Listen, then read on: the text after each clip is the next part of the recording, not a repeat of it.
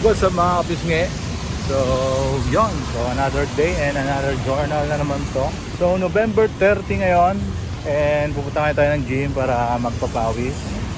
So, sakaling mapanood naman to ngayon, baka December ko na to i-public. So, matapos na naman yung taon. And sa mga merong New Year resolution diyan, gawin nyo na ngayon.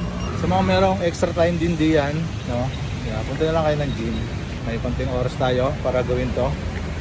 So 1 hour and 30 minutes lang naman tayo dito. Then yeah, uwi na ulit.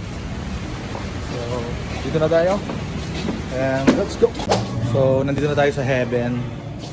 Heaven ng mga masculinity. So ito lang heaven. I had to smoke a cigarette, but now I'm writing down things I can't forget. Now that we're done talking, 'cause all I ever do is acting like a fool, 'cause I'm still holding on to you, holding on to you. What's up guys? So nandito ngayon tayo sa gym para magpapawis. Yeah, bago matapos yung taon, itong November, no? At least kahit pa paano nagawa natin yung goal natin.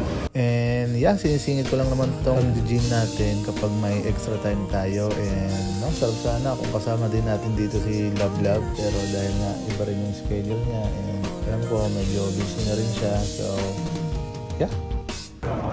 So rare gel tayo ngayon. So ayun na nga no, dahil sa sobrang dami na rin ng tao, hindi na tayo makapwesto dun sa dumbbell.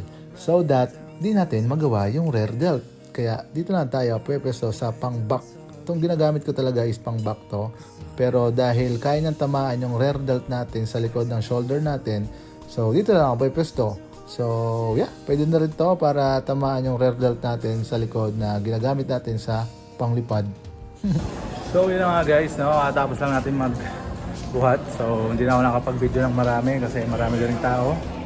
So yeah, yun lang naman, no? See you on next year.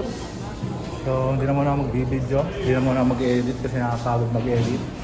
So yeah, thank you for watching. See you on the next journal. Peace out. Sheesh.